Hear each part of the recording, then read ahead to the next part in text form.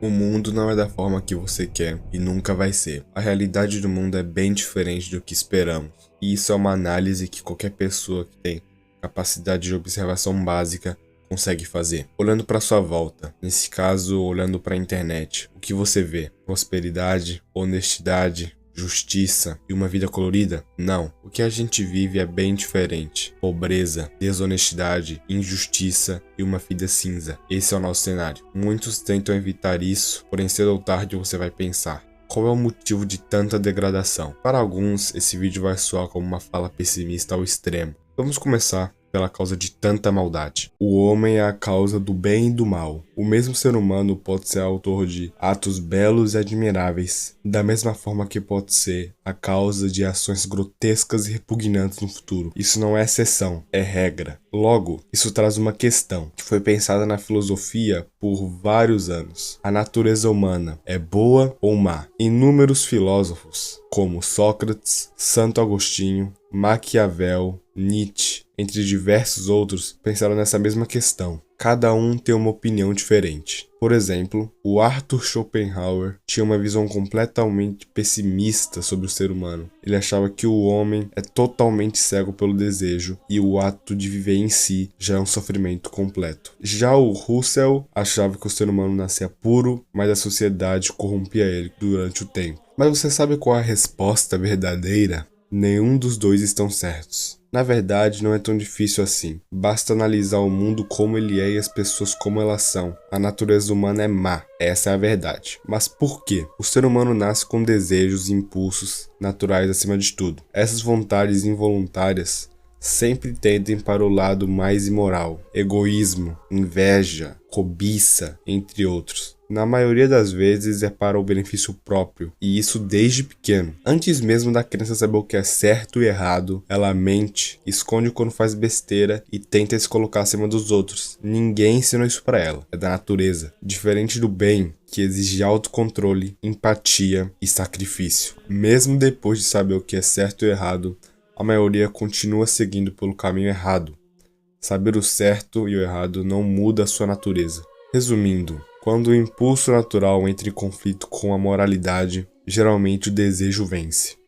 Isso prova que a natureza humana tem uma falha estrutural, não é por falta de conhecimento ou influência externa. Vou explicar de outra forma. Imagina o seguinte cenário: existe uma sociedade que prioriza a moralidade, que valoriza o amor ao próximo, o autocontrole e os princípios acima dos desejos. As pessoas crescem ouvindo que a verdade e os valores devem ser defendidos até a morte. É uma sociedade tecnicamente superior em caráter. Quando indivíduos dessa sociedade moral são expostos a formas de se beneficiar de maneira rápida e fácil, mesmo tendo que sacrificar a moralidade, a maioria acaba cedendo. Agora imagine o cenário inverso. Uma sociedade totalmente imoral, disposta a entregar todos os seus valores para alcançar o poder. Nessa sociedade, a única coisa que importa são os interesses pessoais. Quem vive nela cresce ouvindo que a moral é relativa para cada um. Quando esses indivíduos são apresentados a um nível elevado de moral, por exemplo, a moral bíblica, quantos deles você acham que vão aderir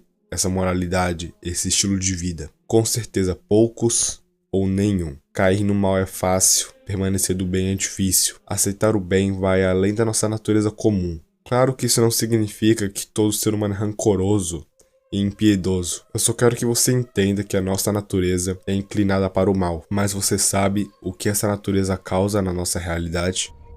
O planeta Terra é um lugar belo, cheio de natureza, com lugares admiráveis. O nosso mundo é cheio de beleza, amor e paz. Certo? Pelo menos é isso que a gente quer acreditar. Imagine comigo, você está tendo sua vida normal no Japão. No dia 11 de março de 2011, às 2h46, o chão treme. Depois de 6 minutos de tremor intenso, ele para. Até que às 3h10 você avista no horizonte ondas gigantes de 10 metros se aproximando. Cada onda que passa causa destruição e morte. Não teve aviso prévio, ninguém escolheu. Simplesmente aconteceu. Desastres naturais só mostram o quanto o ser humano é frágil. Em uma hora está tudo normal, na outra tudo perdeu seu sentido. A gente não pode fazer nada diante desse mal. A natureza por si só ela não é má. ela é irracional. Já o ser humano faz o mal de forma consciente. Se tem uma coisa que causa mais destruição para o homem, essa coisa é o próprio homem. A nossa natureza sempre se inclina para a priorização individual, ao invés de se preocupar com o que é certo e o errado. O problema começa quando esses impulsos ultrapassam os limites morais. Roubos e assaltos, uma prática imoral que existe desde o começo da sociedade. É um perigo real e frequente em diversos lugares do mundo. Por exemplo, Brasil. Mais de 1,5 milhões de roubos foram registrados no departamento de polícia. Isso em apenas um ano. Coloque-se no lugar, um trabalhador, pai de família, voltando para casa depois de mais um dia cansativo de trabalho, ansioso para chegar em casa e ver sua família esperando por ele, até que ele é parado à mão armada por um assaltante. Seus bens como celular e dinheiro são tomados. Além disso, ele é agredido e humilhado diversas vezes. Muitas vezes o causador sai impune. E pode ter certeza que se você trombar com esse tipo de pessoa, ele não vai ter piedade de você. E o que dizer dos assassinatos? Aqui o mal atinge um nível mais profundo. Tirar a vida de outro ser humano exige uma ruptura quase total de qualquer valor moral. Muitas vítimas são inocentes. Estavam apenas no lugar errado, na hora errada. Podia ser qualquer um.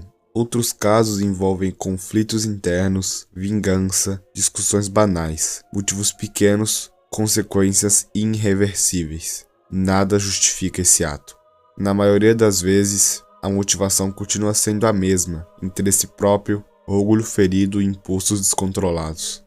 Isso revela algo incômodo sobre nós, uma natureza totalmente inclinada ao erro. Agora, o que acontece quando o poder entra nessa equação? Quando indivíduos com poder de fogo, político ou econômico decidem agir sem um medidor moral, tudo acontece, só que em uma escala maior. Guerras. Provavelmente você já ouviu falar de alguma, ou quem sabe já vivenciou uma, já experienciou as consequências de uma. Mas uma coisa todo mundo sabe: guerra é feita de morte, dor e sofrimento. Mas qual é o motivo das guerras? Na verdade, a razão principal é, mais uma vez, o benefício próprio. Quem se beneficia com a guerra não é o soldado. Ele é tratado como uma peça descartável e, se um morrer, é só substituir. Não é o povo inocente, porque eles são atacados e usados como estratégia. Quem tem lucro são os influentes no mundo. Todo conflito tem um interesse envolvido. E quando você olha para a sociedade, descobre que a tendência é só piorar.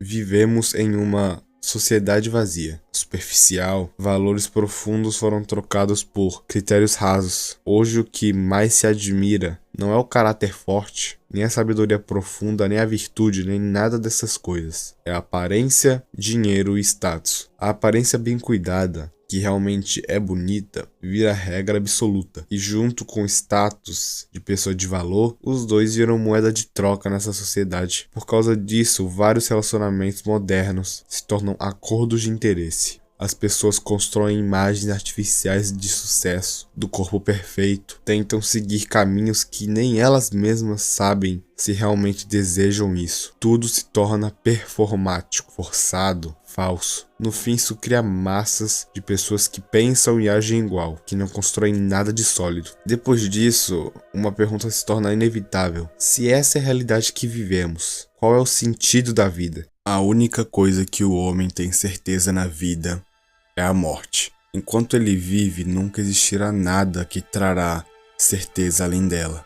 Nem eu, nem você, nem o pobre nem o rico vai conseguir fugir disso. Por isso, nós estamos fadados a viver uma vida de incerteza constante, uma incerteza feita de dor e sofrimento. O justo e o injusto terão o mesmo fim. O forte e o fraco acabarão da mesma forma. O oprimido e o opressor caminham para o mesmo lugar. Logo, não há sentido em nada disso. Se o estudioso e o preguiçoso se encontram no fim do mesmo beco, qual foi o valor do que eles fizeram? Nenhum, porque todos, como eu e você, cairão no esquecimento. O que você já fez não será lembrado daqui a 100 anos. Os seus nomes podem estar nos livros de história, porém ninguém mais terá empatia por você. Como eu disse, todos se perdem no esquecimento. Você pode tentar dar um sentido, mas tudo é temporário. Hoje em dia, a sociedade é viciada em tentar preencher o vazio. Na verdade, isso é algo natural da gente.